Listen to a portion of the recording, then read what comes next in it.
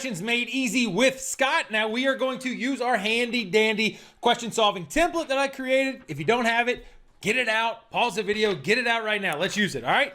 So here we go. Step one, it's always to align ourselves with the question, to figure out if they're asking us what should we do next, what should we have done in the past, or what are we doing right now? Now we get there by the last sentence. So take a second, let's read the last sentence together, and let's figure out where it's aligning our brain. All right, so here we go. What should the project manager utilize to accomplish this?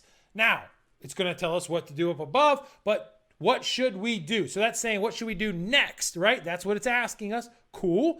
Let's go to step number 2, which is understand. Go back to the base of the question, read it for context. What kind of project? Where are we? What are keywords? Get your head around it. Sweet, let's read it. A company has a goal of increasing customer satisfaction within 4 months. The project is initiated to meet this goal. So we're trying to increase customer satisfaction quickly, all right? The project manager needs to identify best practices. We got to pick those best practices out. What should the project manager utilize to accomplish this? All right, so what kind of project? I don't know. Doesn't say. It's a project. Might be doing an agile, might be hybrid, might be waterfall. Doesn't know, but we are early on in it, right? Because the project manager, it says, is initiated to meet this goal. So as we get into keywords, the project is initiated. So boom, it's initiated. We're going in early. All right, so we know that. And then what's the big rub here? All right, what is the big rub? What are some of the keywords? Project manager needs to identify best practices. So we got to figure out how the heck we're going to do that. All right, so those are some keywords. What do we want to do? Increase customer satisfaction. They put us on a timeline. So I think the big words here are increasing customer satisfaction. We know that the project's initiated, so it's on. And then we need to identify the best practices to identify customer satisfaction. That's the way we're going to look for ways to get better customer satisfaction. Sweet. Now, here's where you assert what the problem is in our words and what we do. So, hey, if you just walked up to this, let me get you up to speed. That's the way I think about asserting it because it gets it in my words. That's what I want you to own the question. What is the issue in your words? Hey, we got this project. We got to get customer satisfaction up pretty quickly, all right? And so the way we're going to do that is we're going to look out about what has worked for best practices for other people. We're going to get a lot of those best practices, and that's going to be some of the fodder that we're going to do there. That's what this whole project's about. You understand? Sweet. Those are my words. That's what I want you to do every time. Now, what would we do? Best practices. Well, we got to go out there and look. What's going on? What are some of the best industry practices out there? Could be in our industry, could be outside. Who's got the best customer service? Saks Fifth Avenue, Zappos, all these different places that you're like, dude, like they're the best. Like when it comes to customer satisfaction, who it is. Let's find those best practices. Let's get our eyes out there and start looking.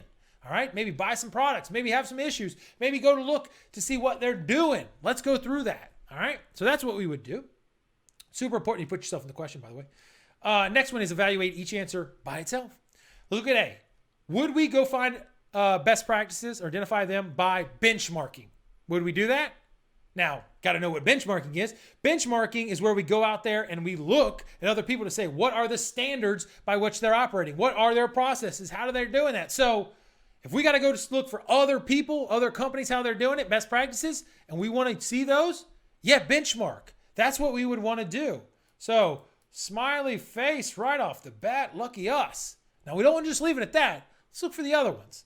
Let's go to B, focus groups. Wouldn't that give us the best things that people say they like about customer service? Or customer satisfaction? Well, what's the difference between focus groups and benchmarking? Well, I think that focus groups are a little bit different in how we're getting the information, right? So focus groups, what do? Let's just draw a very crude picture. Say we have all the customers that exist out there. These little dots and slashes are customers. There's some customers that are bigger than others, apparently. And so what we're doing with focus groups is we're taking a selection of them that we think are representative, and we're bringing them up, and this is us, and we're having a conversation. We're saying, hey, what do you think about this? We're asking them very, very focused questions to get their response. Now, That's a great way to get insights into a lot of different things. We might say, what's the best customer experience that you have? What kind of companies do you really, really like? What do you want most when dealt with a customer? Now, it's their interpretation of the experiences that they have had. Is it exactly what the experience is that's executed from, let's just call the other companies them, from them to there, like putting our eyes on this actual process right there? No. It is having an inference through the kind of lens of the customer there. So it's not the best practices. They might tell us what they think the best practices are, but it's not really there. So it is not answering the letter of the law of ways for us to identify best practices by looking at the way the companies do it. Now, it's not it. Now, facilitation. I mean, we'd be facilitating meetings. That might be like, hey guys, let's get in the room. Let's talk about what can we do? What could be the best thing? Well, we could have bows, and we could have, an automatic person that's going to talk to every customer, or we could have emails. We could have all these things. We could give them all these different treatments. Like, facilitation is just providing ways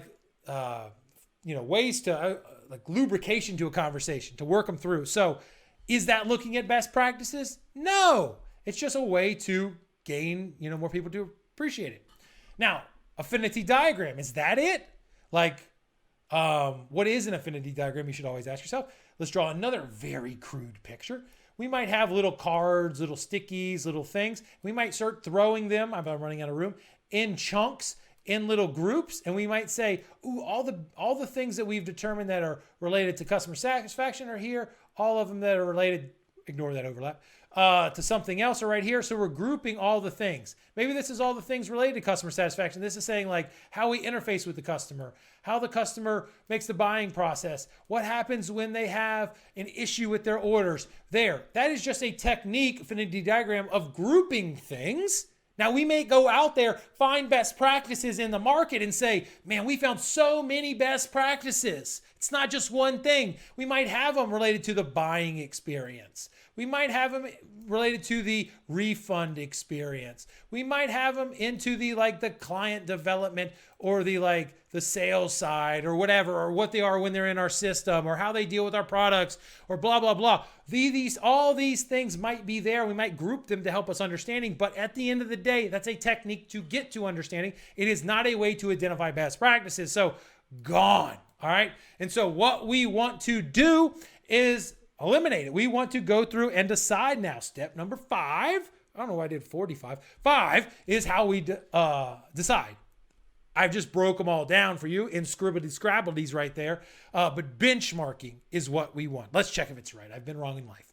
And so benchmarking is correct. So you go to step 6. You say, Scott, I would have got it wrong.